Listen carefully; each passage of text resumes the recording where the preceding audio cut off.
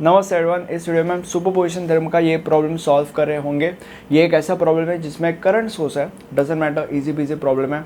अब वीडियो का स्ट्रक्चर कैसे होगा, सबसे पहले हम बेसिक्स पढ़ेंगे, उसके बाद हम इस प्रॉब्लम के ऊपर जंप करेंगे। अगर आपको बेसिक्स नहीं पढ़ना तो डिस्क्रिप्शन में टाइम स्टेप्स दे रखा है, आपको जहाँ पे जंप करना है आप वहाँ पे जंप कर सकते हो या प्रॉब्लम के ऊपर डायरेक्टली जंप कर सकते हो। और आगे बढ़ने से पहले दो जरूरी चीज़ें। सबसे पहली चीज़, ये जो सब्जेक्ट तुम पढ़ रहे हो ये पूरा का पूरा मैंने कवर कर दिया है एक प्लेलिस्ट के अंदर, और उस प्लेलिस्ट का लिंक आपको आई बटन में मिल जाएगा। और दूसरी चीज़, जब हम बेसिक्स पढ़ रहे होंगे ऐसा हो सकता है कि तुम्हें कुछ चीज़ें ना समझे, दैट इज टोटली फाइन। जब हम प्रॉब्लम सॉल्व करेंगे आपको सारी की सारी चीज़ें बहुत ज़्यादा आसानी से समझ में आ जाएगी। ठीक है, शुरू करते हैं। बेसिक्स में तुम्हें तीन चीज़ें समझने की ज़रूरत है। सबसे पहली चीज़, प्रॉब्लम में जितने भी सोर्सेस है that number of source plus one, उतने स्टेप्स में प्रॉब्लम खत्म हो जाना चाहिए। फॉर एग्जांपल यहाँ पे अगर हम ये प्रॉब्लम सॉल्व कर रहे हैं तो इस प्रॉब्लम में कितने सोर्सेज हैं, पहला सोर्स, दूसरा सोर्स, तीसरा सोर्स। सोर्स का मतलब वोल्टेज सोर्स या करंट सोर्स। तो बेसिकली तीन सोर्सेज हैं, तो तीन सोर्सेज मतलब तीन और प्लस वन यानी कि फोर स्टेप्स में ये प्रॉब्लम खत्म हो जाना चाहिए।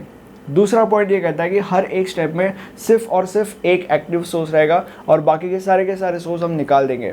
तो अगर ये प्रॉब्लम 4 स्टेप में खत्म होने वाला है तो पहले स्टेप में हम क्या करेंगे, इन तीनों में से फॉर एग्जांपल ये इस सोर्स को एक्टिव रखेंगे, बाकी सारे के सारे सोर्सेस को निकाल देंगे। दूसरे स्टेप में हम क्या करेंगे, इस सोर्स को एक्टिव रखेंगे, बाकी सारे के सारे सोर्सेस को निकाल देंगे। तीसरे स्टेप में इस सोर्स को एक्टिव रखेंगे, बाकी सारे के सारे सोर्सेस को निकाल देंगे। और चौथे स्टेप में जो पहले के तीनों स्टेप्स के जो आंसर्स है उनका एडिशन करेंगे, सब खत्म। और पॉइंट नंबर 3 ये कहता है कि जैसे पॉइंट नंबर 2 में मैंने सोर्सेज को निकालने की बात की, तो अगर वो सोर्स एक वोल्टेज सोर्स है तो उसको मैं शॉर्ट सर्किट करके निकालूंगा, और अगर वो सोर्स एक करंट सोर्स है तो उसको मैं ओपन सर्किट करके निकालूंगा। ठीक है, खत्म, यही बेसिक्स था। अब डायरेक्टली सम के ऊपर जंप करते हैं। हमारा प्रॉब्लम ये कहता है कि find the value of current flowing through 3 ohm resistor. मतलब ये जो 3 ओम रेजिस्टर है, इस रेजिस्टर के थ्रू जो करंट फ्लो हो रहा है उसकी वैल्यू हमें निकालनी है। ठीक है, तो अभी जैसे कि तुम लोग को पता है कि ये प्रॉब्लम 4 स्टेप में खत्म होने वाला है, तो स्टेप नंबर 1 से हम शुरू करते हैं। अब जैसे कि मैंने बोला था कि स्टेप नंबर 1 में हम इन तीनों सोर्सेज में से कोई भी एक सोर्स रखेंगे, बाकी सारे के सारे सोर्सेज निकाल देंगे। तो इधर मैं ये सोर्स रख रहा हूँ और जो बाकी के सारे सोर्सेज है, यार ये एंड ये, इसको मैं निकाल दूंगा। अब यहाँ पे ये करंट सोर्स है, इसीलिए इसको मैं ओपन सर्किट करूंगा, क्योंकि अगर वो वोल्टेज सोर्स है तो हम शॉर्ट सर्किट करते हैं, अगर करंट सोर्स है तो ओपन सर्किट करते हैं। तो अगर ओपन सर्किट करना है मतलब ये रब कर दो। और एक चीज़, अगर यहाँ पे करंट के साथ रेजिस्टर भी है तो भी यहाँ पे रफ ही करना है, क्योंकि अगर तुम इसको ओपन सर्किट करोगे तो इसका मतलब अगर वो, क्योंकि वो ओपन है इसलिए उसमें से करंट बहने नहीं वाला, इसलिए उस रेजिस्टर के होने से कोई फर्क नहीं पड़ता। राइट, अब ये रब कर दिया और बेसिकली हमारे पास ये बचा। अब जब हमारे पास ये बच गया तो इस चीज़ को हमें सॉल्व करना पड़ता है, और इस चीज़ को तुम कोई भी मेथड से सॉल्व कर सकते हो। Mesh analysis, nodal analysis, series parallel method, कोई भी मेथड से सॉल्व कर सकते हो। मैं पर्सनली मैश एनालिसिस से सॉल्व करना प्रेफर करता हूँ। क्यों? क्योंकि मैश एनालिसिस में एक ऐसा ट्रिक है जो अगर तुम यूज़ करते हो तो तुम्हारा आंसर सिर्फ और सिर्फ 1 मिनट में निकल सकता है। और वो ट्रिक क्या है मैं बताऊंगा, बट वो ट्रिक तभी अप्लाई होता है जब हमारे सर्किट में करंट सोर्सेस नहीं है। ओके, अगर करंट सोर्सेस है तो वो ट्रिक हम अप्लाई नहीं कर सकते। अभी इस सर्किट में करंट सोर्सेस नहीं है तो वो ट्रिक मैं तुम लोगों को अप्लाई करके दिखाऊंगा। ठीक है, बट वो ट्रिक अप्लाई करने से पहले, आगे बढ़ने से पहले यहाँ पे हम लिखेंगे step number 1, when 4 volt is acting alone. अब मैश एनालिसिस के सम्स कैसे सॉल्व करते हैं, देखो। सबसे पहले देखो कि कितने डब्बे हैं। यहाँ पे 2 डब्बे दिखाई दे रहे हैं। ओवर स्मार्ट नहीं बनना है, ऐसे नहीं बोलना है कि ये 2 डब्बे मिला के 1 डब्बा हो गया तो 3 डब्बे दिखाई दे रहे हैं, ऐसे नहीं बोलना है। ऊपर से देखो, इजीली 2 डब्बे दिखाई दे रहे हैं, खत्म। तो जितने भी डब्बे दिखाई दे रहे हैं, हर डब्बों में मतलब हर मैश में आपको एक करंट घुमाना पड़ता है। अब यहाँ पे ये हमारा डब्बा नंबर 1 है, अज्यूम करते हैं, तो इसमें हम करंट घुमाएंगे, दैट इज, और इस करंट का नाम देते हैं I1। ठीक है, करंट्स हमें हमेशा क्लॉकवाइज घुमाने पड़ते हैं। अगर एंटी क्लॉकवाइज घुमा रहे हो तो दोनों एंटी क्लॉकवाइज होने चाहिए। मैं पर्सनली क्लॉकवाइज ही घुमाता हूँ। ये हमारा I1, ये हमारा I2। ठीक है, अब वो ट्रिक के ऊपर जंप करेंगे। अब क्योंकि 2 मैशेस है इसलिए 2 इक्वेशंस आएंगे, और 2 इक्वेशंस 2 अननोन, और आंसर निकालने पड़ेंगे। अब वो 2 इक्वेशंस अगर तुम नॉर्मल मेथड से करने जाओगे तो तुम्हें 5-6 मिनट लगेंगे। बट अब इस ट्रिक को देखो, क्योंकि हमें 2 इक्वेशन निकालने हैं। सबसे पहले मैं लिखूंगा अप्लाइंग केवीएल ऑन मैश 1 और अप्लाइंग केवीएल और ऑन मैश 2। ये लिया। अब यहाँ पे कितने करंट्स है, I1 और I2, इसीलिए 2 ही इक्वेशंस आएंगे, और इसीलिए मैं यहाँ पे लिखूंगा I1 I2 I1 I2, और ये हमारा इक्वेशन नंबर 1 होगा और ये हमारा इक्वेशन नंबर 2 होगा। ये हो गया। अब हमें बस नंबर्स फिल करने हैं। अब नंबर्स कैसे फिल करेंगे, एक फॉर्मूला आपको हमेशा याद रखना है, सेम का मतलब एडिशन और डिफरेंट का मतलब कॉमन, ठीक है। अब ये जो भी आएगा वो हमारा इक्वेशन नंबर 1 होगा और ये जो भी आएगा वो हमारा इक्वेशन नंबर 2 का, राइट। अब यहाँ पे 1 और 1 सेम है, सेम का मतलब क्या होता है, एडिशन। तो 1 1 1 है, तो इसलिए 1 मैश में जितने भी रेजिस्टेंस है सबका एडिशन होगा, that is 7 + 5 that is 12 and 12 + 9 that is 21। सो यहाँ पे हम लिखेंगे 21। देन 2 and 1 डिफरेंट है, डिफरेंट का मतलब कॉमन। तो 2 and 1 में जो भी कॉमन रजिस्टर है वो हम यहाँ पे लिखेंगे। कौन से कॉमन है, 7 और 5। सो 7 + 5 कितना होता है, 12। तो इसलिए हम यहाँ पे 12 लिखेंगे। अब यहाँ पे 1 और 2 डिफरेंट है मतलब कॉमन। 1 और 2 में जो भी कॉमन रजिस्टर है वो यहाँ पे लिख देंगे, दैट इज 7 और 5, 7 + 5 दैट इज 12। और 2 और 2 सेम है, सेम का मतलब एडिशन। तो सेकंड मैच में जितने भी रजिस्टर है सबका एडिशन होगा, that is 7 + 5 that is 12 and 12 + 3 that is 15 and 15 + 2 that is 17। सो यहाँ पे 17, राइट। अब और एक चीज़, वोल्टेज यहाँ पे लिखना पड़ता है। अब पहले मैच में कितने वोल्टेज है, एक भी वोल्टेज नहीं है, इसलिए यहाँ पे 0 लिखेंगे। दूसरे मैच में कितने वोल्टेज है, ये वोल्टेज है, तो यहाँ पे हम लिखेंगे 4। +4 क्यों लिखा मैंने, क्योंकि ये जो I2 है वो ऐसे घूम रहा है, ओके। तो इस वोल्टेज से ये ऐसे जा रहा है, तो माइनस से होकर के प्लस से होकर के आगे जा रहा है। तो आखिरी में जो भी साइन से होकर के वो आगे गया वो साइन हमें वहाँ पे लिखनी है, दैट इज +4, ओके। बड़ा का मतलब पॉजिटिव होता है, छोटा मतलब प्लस होता है, नेगेटिव होता है, ठीक है। सो यहाँ पे इसलिए मैंने +4 लिखा। अब यहाँ पे डायगोनल जो एलिमेंट्स होता है उनको आपको प्लस देना है और बाकी सबको नेगेटिव देना है, ठीक है। इसको मैंने प्लस दिया, इसको मैंने प्लस दिया, बाकी सबको नेगेटिव नेगेटिव नेगेटिव, खत्म। ये आपके 2 इक्वेशंस आ गए। 2 इक्वेशंस, 2 अननोन, कैल्शियम में डालो, आंसर निकालो। तो हमारा कैल्शियम मेनू में जाएंगे, उसके बाद equation of function, option number 1 2, क्योंकि 2 इक्वेशन 2 अननोन है। सबसे पहला इक्वेशन 21, उसके बाद -12, उसके बाद 0, उसके बाद -12, उसके बाद 17 एंड उसके बाद 4 इज इक्वल टू, क्या आंसर आता है, 0.22 एंड 0.39। अब जो आंसर्स आए थे मैंने यहाँ पे लिख दिया, बट अभी भी हमें नहीं पता कि स्टेप नंबर 1 के लिए 3 ओम रजिस्टर में से कौन सा करंट जा रहा है। तो 3 ओम रजिस्टर में से, अब यहाँ पे देखो I2 ऐसे जा रहा है, राइट, मतलब 3 ओम रजिस्टर में से I2 जा रहा है, ठीक है। तो इसलिए अगर हमें I2 की वैल्यू पता है, मतलब 3 ओम रजिस्टर के थ्रू जो करंट जा रहा है उसकी वैल्यू पता है, तो इसलिए हम यहाँ पे लिखेंगे I dash is equal to I2 is equal to 0.39 ampere. यहाँ पे एम्पियर लिखना जरूरी है, ठीक है। अब यहाँ पे और एक चीज़, एरो भी देना पड़ता है। एरो कैसे देंगे, अब यहाँ पे ये जो I2 है वो ऐसे जा रहा है, मतलब इसमें से ऐसे जा रहा है, ठीक है। तो इसलिए डाउन वाला एरो देंगे, खत्म। ये आपका स्टेप नंबर 1 हो गया। स्टेप नंबर 2 के ऊपर जंप करते हैं। अब यहाँ पे जैसे कि हमने स्टेप नंबर 1 में इस सोर्स को हमने एक्टिव रखा, बाकी सारे के सारे सोर्स को रिमूव कर दिया। स्टेप नंबर 2 में लेट्स से हम इस सोर्स को एक्टिव रखते हैं और बाकी सारे के सारे सोर्सेस को रिमूव कर देते हैं। अब मैं ये डायग्राम यहाँ पे ड्रॉ करता हूँ। स्टेप 2 के ऊपर जंप करने से पहले अगर वीडियो अच्छा लग रहा है लाइक करो, अगर वीडियो बुरा लग रहा है डिसलाइक करो। अगर डिसलाइक कर रहे हो कमेंट सेक्शन में मुझे फीडबैक दो, बताओ क्या अच्छा लग रहा है क्या बुरा लग रहा है, ताकि मैं मेरे चैनल को इम्प्रूव कर पाऊँ और तुम लोगों को ही एक अच्छा प्रोडक्ट दे पाऊँ। इसमें तुम लोगों का ही फायदा है, थिंक ऑन इट। अब यहाँ पे स्टेप 2 में जैसे कि मैंने तुम लोगों को बोला था कि इस सोर्स को हम एक्टिव सोर्स रखेंगे, बाकी सारे के सारे सोर्स को डीएक्टिवेट कर देंगे। तो यहाँ पे क्योंकि एक करंट सोर्स था इसको हमने ओपन सर्किट करके निकाल दिया, और क्योंकि ये वोल्टेज सोर्स था इसको हमने शॉर्ट सर्किट करके निकाल दिया, खत्म। हमारे पास ये आया। इसको आप कोई मैथड से सॉल्व कर सकते हो। मैं मैश एनालिसिस से सॉल्व करना प्रेफर करता हूँ।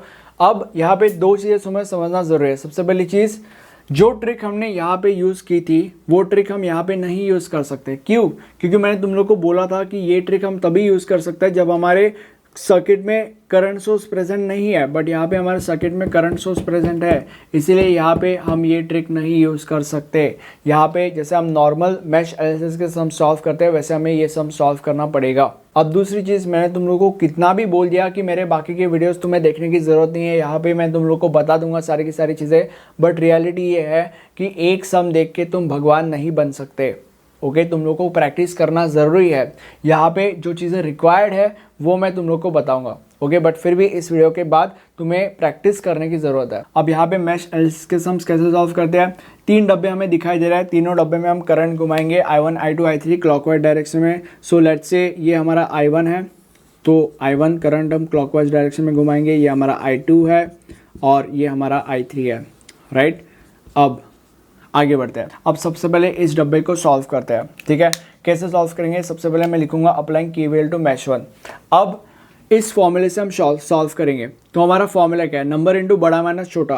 अब सबसे पहले इस रेजिस्टेंस को पकड़ते हैं, इस I1 को हम घुमा रहे हैं तो ऐसे घूमेगा, तो ये 4 रेजिस्टेंस होने वाले हैं। तो सबसे पहले इस रेजिस्टेंस को पकड़ते हैं, नंबर क्या है 7, सो 7 इंटू बड़ा माइनस छोटा। बड़ा मतलब जिसको हम घुमा रहे हैं, तो किसको घुमा रहे हैं, I1 को घुमा रहे हैं, राइट। सो I1 माइनस छोटा, छोटा मतलब जिसके साथ बड़ा बैड शेयर कर रहा है। अब यहाँ पे I1 किसके साथ बैड शेयर कर रहा है with respect to 7, that is I2 plus, then आगे बढ़ते हैं 5 के ऊपर जंप करते हैं। सो नंबर इंटू बड़ा माइनस छोटा, तो नंबर क्या है 5 इंटू बड़ा माइनस छोटा। बड़ा मतलब जिसको घुमा रहे हैं, I1 को ही घुमा रहे हैं, तो I1 माइनस I2, I2 मतलब जिसके साथ बड़ा बैड शेयर कर रहा है। अब यहाँ पे I1 विद रिस्पेक्ट टू 5 किसके साथ बड़ा बैड शेयर कर रहा है, I3 के साथ, इसलिए यहाँ पे I3 प्लस इसके ऊपर जंप करते हैं। अब नंबर इंटू बड़ा माइनस छोटा, बड़ा मतलब जिसको हम घुमा रहे हैं, I1 को घुमा रहे हैं, इसलिए यहाँ पे I1 माइनस जिसके साथ बड़ा बैड शेयर कर रहा है, तो जिसके साथ I1 बैड शेयर कर रहा है, किसी के साथ I1 बैड शेयर नहीं कर रहा है, इसलिए यहाँ पे 0 लिख दिया जाएगा, इसलिए आएगा ही नहीं, डायरेक्टली 3I1 ही आएगा।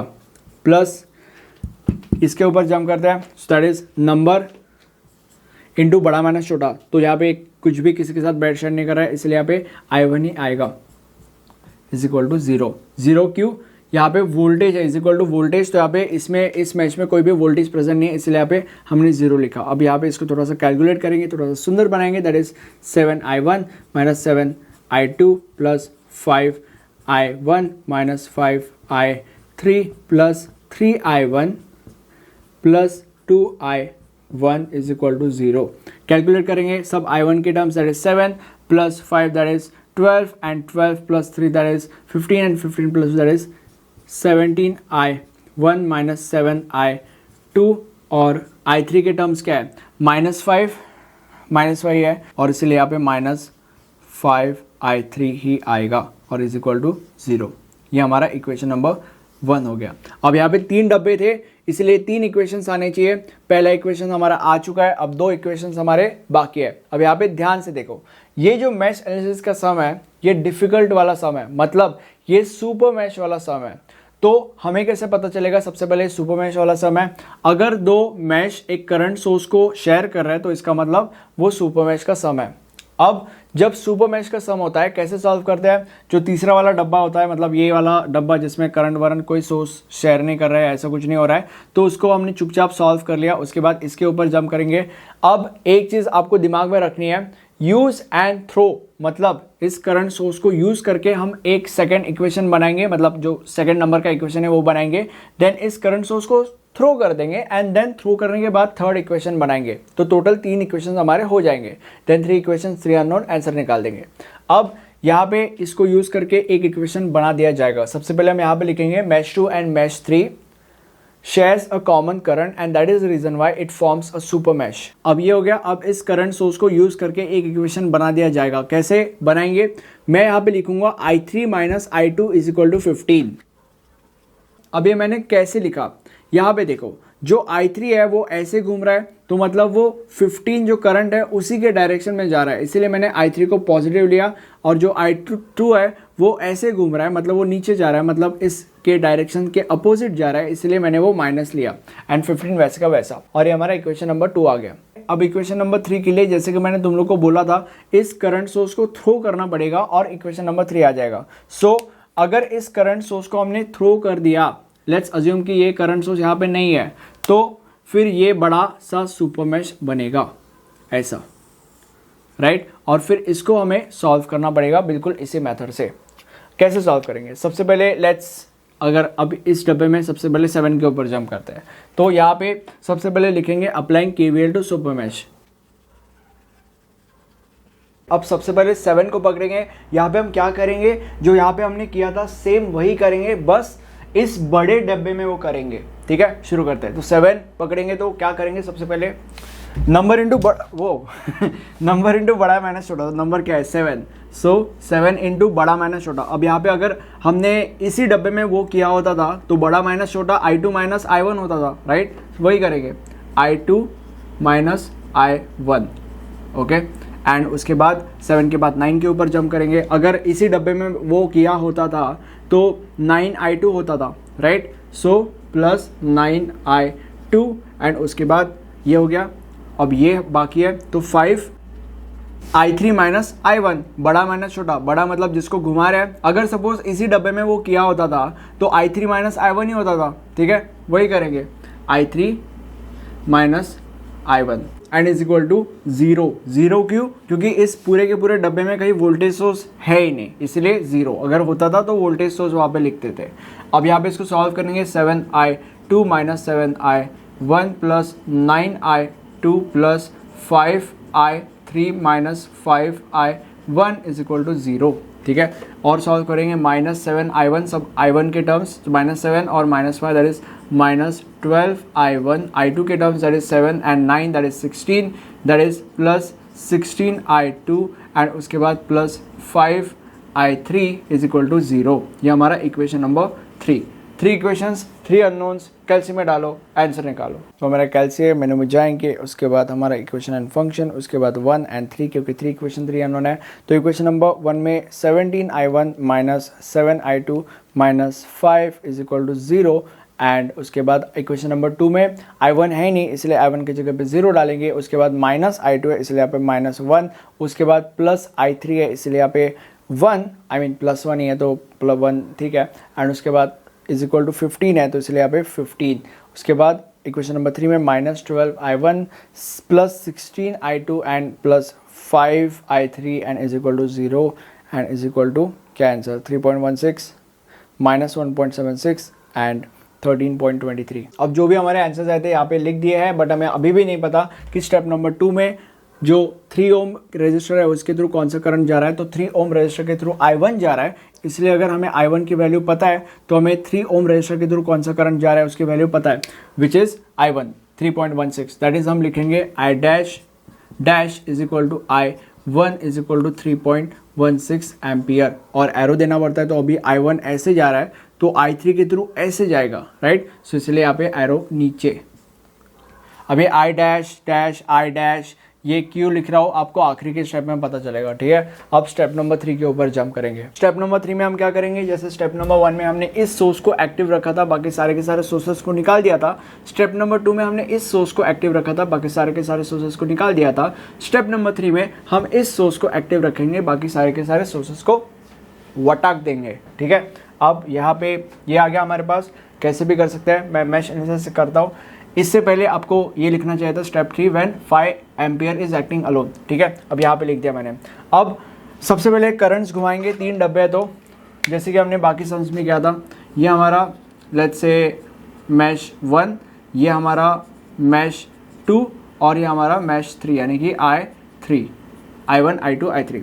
अब सबसे पहले अप्लाइंग KVL टू मैश 1। अब यहाँ पे ये पूरा का पूरा घुमाएंगे हम i1।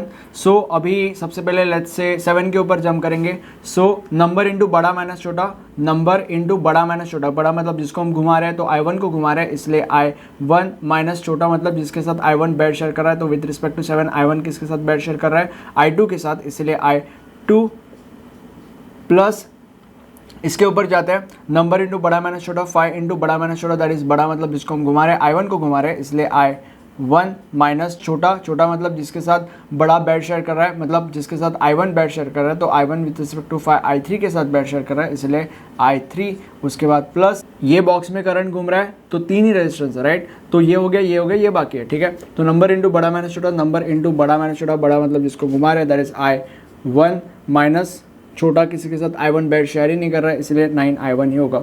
इसको सॉल्व करेंगे, that is 7i1 minus 7i2 plus 5i1 minus 5i3 plus 9i1 is equal to 0, voltage है ही नहीं, इसलिए 0। सॉल्व करेंगे i1 के सारे terms, that is 7 plus 5 that is 12 and 12 plus 9 that is 21 i1। i2 के सारे terms, that is -7i2 minus 7i2। उसके बाद i3 के सारे terms, that is -5i3 equal to 0। ये हमारा होगा इक्वेशन नंबर 1। अब मैं क्या करता हूँ, ये जो सॉल्विंग वाला पार्ट है ना ये रफ कर देता हूँ और डायरेक्ट आंसर यहाँ पे लिख देता हूँ, क्योंकि हमारे पास स्पेस कम है। अब जो आंसर था यहाँ पे वो मैंने यहाँ पे लिख दिया। अब जैसे कि मैंने बोला था कि जब दो मैशेस एक करंट फ्लो शेयर करते हैं तो सुपर मैश होता है। तो सुपर मैश के लिए यूज एंड थ्रो मैंने याद रखने के लिए बोला था, इसको यूज करके इक्वेशन नंबर 2 बनाएंगे एंड देन इसको थ्रो कर देंगे, देन बड़ा मैश आ जाएगा और उस बड़ा मैश को यूज करके इक्वेशन नंबर 3 बनाएंगे। तो सबसे पहले इसको यूज करके इक्वेशन नंबर 2 बनाते हैं, बट सबसे पहले हमें यहाँ पे लिखना पड़ेगा since mesh 2 and mesh 3 shares a common current and that is the reason why it forms a super mesh. ठीक है, यहाँ पे मैं नहीं लिख रहा हूँ क्योंकि स्पेस कम है, यहाँ पे मैं डायरेक्टली इक्वेशन लिख रहा हूँ। तो अभी इक्वेशन कैसे फॉर्म करेंगे, मैं लिखूंगा I2 minus I3 is equal to 5। अब ये मैंने क्यों लिखा, क्योंकि यहाँ पे जो I2 है वो ऐसे जा रहा है, तो बेसिकली वो इस करंट के डायरेक्शन में ही जा रहा है, बट जो हमारा I3 है वो करंट के अपोजिट डायरेक्शन में जा रहा है। इसलिए I2 को मैंने प्लस लिखा क्योंकि वो सेम डायरेक्शन में जा रहा है, और I3 को मैंने माइनस लिखा क्योंकि वो अपोजिट डायरेक्शन में जा रहा है इसके, एंड 5 वैसे का वैसा। ठीक है, इक्वेशन नंबर 2 आ गया। अब इक्वेशन नंबर 3 में अप्लाइंग KVL टू मैश 3 लिखना पड़ेगा यहाँ पे, एंड उसके बाद इक्वेशन आएगा। तो अभी जैसे कि मैंने तुम लोग को बोला था कि यूज़ करके इक्वेशन बना तो दिया हमने, अब इसको थ्रो करेंगे, ऐसा अज्यूम करेंगे कि ये नहीं है। तो अगर हमने अज्यूम किया कि ये नहीं है तो ये बड़ा सा सुपर मैश बनेगा। ओके, तो ये बड़ा सा सुपर मैश आ गया। अब यहाँ पे सेम चीज़ करेंगे जैसे हमने यहाँ पे या यहाँ पे की थी। तो सबसे पहले मैं अज्यूम कर रहा हूँ कि आपने यहाँ पे लिख दिया कि applying KVL to super mesh. तो यहाँ पे सबसे पहले लेट्स से 7 के ऊपर जंप करेंगे, तो 7 इंटू I2 माइनस I1, बड़ा माइनस छोटा होता है ना, तो यहाँ पे हम इसको घुमा रहे हैं तो इसलिए I2 माइनस I1।